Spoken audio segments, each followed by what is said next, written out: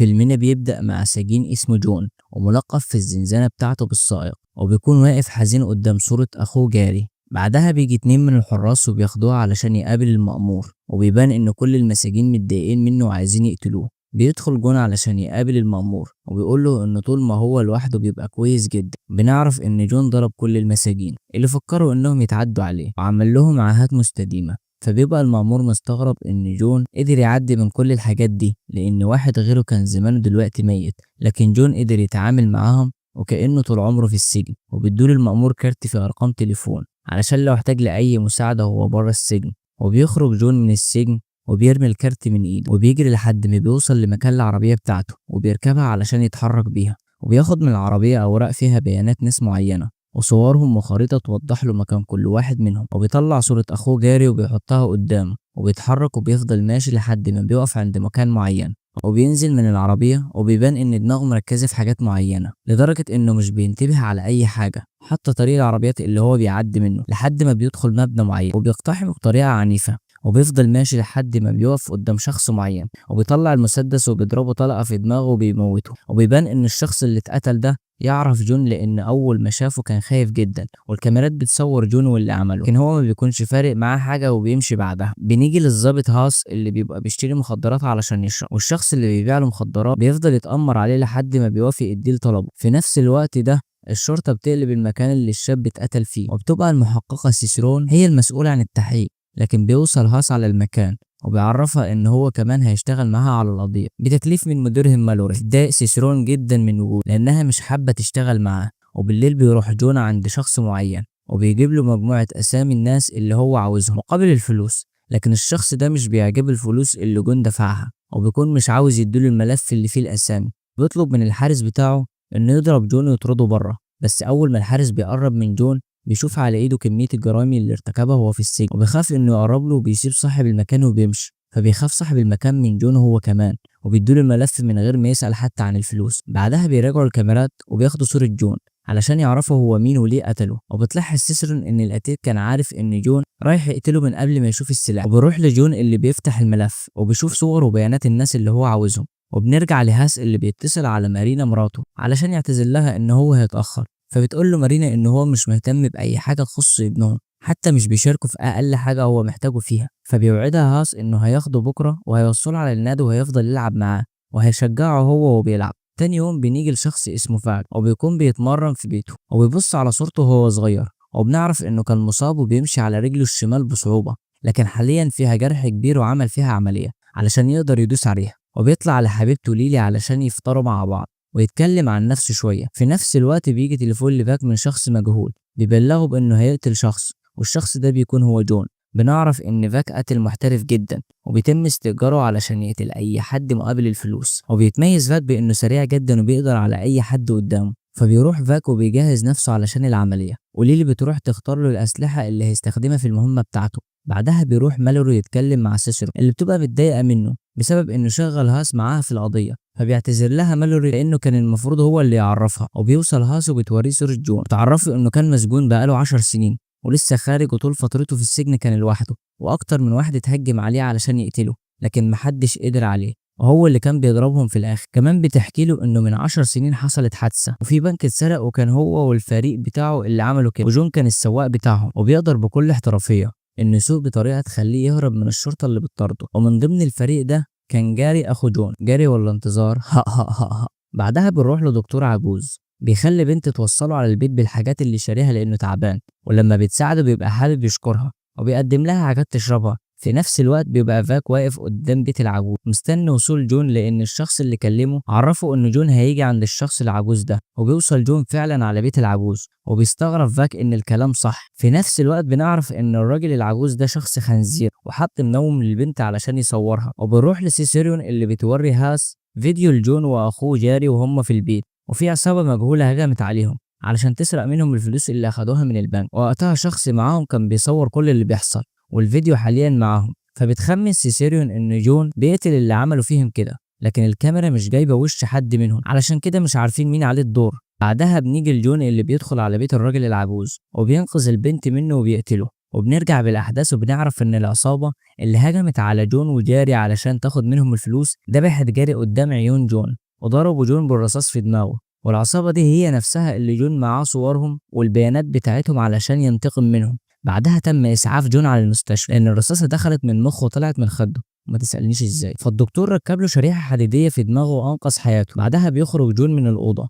وبيلاقي فاك مستنيه علشان يقتله، وبتبقى في بنت صغيرة بينهم وهي اللي بتنبه جون إن في شخص عاوز يقتله، وبيفضلوا يضربوا على بعض نار لحد ما جون بيقدر إنه يختفي من المكان وبيمشي بالعربية بتاعته. وبيتصدم فاك من نفسه لأنه ما كانش متوقع سرعة جون وقوته، ولما بيدخل غرفة العجوز بيلاقيه مقتول ومرمي على الأرض. بعدها بنيجي لهاس اللي بيروح لمارينا علشان ياخد ابنهم يوديه على النادي، وبتتعصب مارينا عليه عشان متأخر، وبتبقى عارفة إنه بيشرب مخدرات وخايفة على ابنهم. وبياخد هاس ابنه وبيمشي، وبيجول اتصال من سيسيرون بتعرفه بمقتل العجوز. فبيحس هاس ان ابنه هيتضايق لو سابه في النادي ومشي، فبيعتذر لسيسيرون وبيقول لها انه مش هيقدر يجي وبيقفل السكه. ولما بيخلص بيروح على مسرح الجريمه وبيعرف ان جون هو اللي عمل كده. لكن الغريب ان كان في شخص تاني بيضرب على جون نار والناس كلها شافتهم، بس محدش يعرف من الشخص اللي كان بيضرب نار عليه لانهم اول مره يشوفوه. وبالليل فاك بيكلم ليلي وبيحكي لها على اللي حصل معاه، وهو متضايق ان في شخص اسرع منه فبتهديه ليلي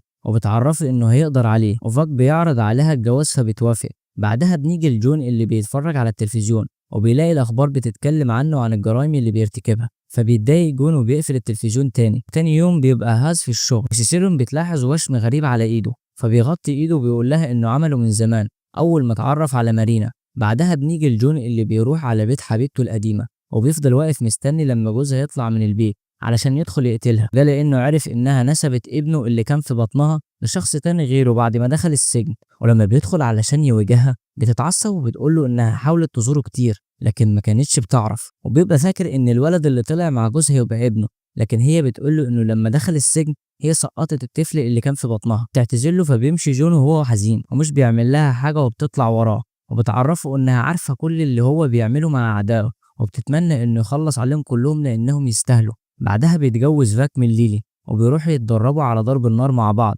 وبتقول له ليلي انها بتتمنى انه يبطل شغل اللي هو فيه لانها بتحبه وخايفه عليه، فبيوعدها فاك انه هيبطل علشان حابب يعمل عيله جميله معاها. فبتفرح ليلي جدا بكلامه وبتصدقه. بعدها بيروح هاز لمارينا وبيطلب منها تفتح الباب علشان يتكلموا مع بعض، وبيلاقيها فاتحه الاخبار عن القضيه اللي هو بيحقق فيها، فبتتعصب مارينا عليه لانها عرفت انه لسه بيتعاطى المخدرات، وبتبقى خايفه على ابنها فبيوعدها هاز انه مش هيشرب تاني وبيديها كل المخدرات اللي معاه، وبيطلب منها تسيبه يبقى معاهم النهارده في البيت وبتوافق. وبالليل بيروح جون على المكان اللي فيه الهدف الثالث بتاعه، وبيكون الشخص ده بيشتغل في بار وبيفضل مراقبه من بعيد، وبيحضر السلاح بعدها وبيدخل على المكان وياخدوا منه السلاح على الباب وهو داخل، وبيفضل ماشي ورا الهدف لحد ما بيلاقيه داخل الحمام، فبيروح ياخد السكينة اللي بيكسروا بيها التلج وبيدخل وراه الحمام، وبيطلب الهدف من عامل الحمامات انه ينتظر بره ولو اي حد منهم اتقتل ما يجيبش سيرها لحد. وبنعرف ان الشخص ده هو اللي ذبح جاري قدام عين جون، وبيبقى جون عاوز يقتله بنفس الطريقة. بعدها بيفضلوا يضربوا في بعض وبيتفاجئ الهدف من قوته، وبيفضل جون يطعنه بالسكينة علشان يموته. وقبل ما الهدف يموت بيطلع التليفون بتاعه وبيطلب منه يتصل على ابنه ويعتذر له، فبياخد جون التليفون وبيخرج من المكان وبيتصل على ابن الهدف وبيقول له ان ابوه مش بخير وبيقول له ان هو اسف. بعدها بيتحرك بالعربيه بتاعته علشان يرجع على البيت، وبنرجع لفاك اللي بيفضل يتفرج على الصور بتاعته لحد ما بيجي قدامه صوته وهو صغير لما كان مش قادر يمشي، فبيتضايق جدا وبيطلع صورة جون وبيقرر انه يقتله، بيطلع الاسلحه وبينضفها علشان يستخدمها في قتله. فبتشوف ليلي المنظر وبتتضايق جدا لانه وعدها انه هيوقف شغل، فبيعرفها فاك ان هو فعلا هيبطل بس لازم يخلص المهمه دي الاول. وبتفضل ليلي تعيط وبتبقى بتخيره بينها وبين المهمه لكن فاك بيمنعها. بعدها بيتكلم هاز مع ابنه قبل ما ينام وبيفضل يشجعه ويحمس فيه علشان ما يبقاش متضايق من نفسه انه مش بيعرف يلعب. بيسمع صوت غريب فبيسيب ابنه وبيخرج، وبيلاقي مارينا شاربه كميه مخدرات كبيره جدا وحالتها وحشه، وبيبقى كل ده علشان توصل لهاز ان هو اللي بيصنع جحيم حياته بايده. فبيقرر هاز انه يتخلى عن المخدرات وبيرميها. تاني يوم بيبقى فاك واقف متضايق جدا علشان عاوز يخلص على جون، والناحية التانية هاز بيستعد وبيخرج من بيته، وبتوصل له مكالمة من سيسيريون تعرفه ان في شخص اتطعن واتنقل للمستشفى، وتبقى سيسيريون شايفة ان مش جون اللي عملها لانه بيضرب بالنار مش بيستخدم السكينة، فبيعرفها هاز انه هيروح على المستشفى ويتفقد الوضع ويبلغها. بعدها بيتصل جون على ابن الهدف، واول ما بيسمع صوته بيعرف ان الهدف لسه عايش، فبيقرر انه يكمل المهمة بتاعته ويروح على المستشفى علشان يخلص عليه.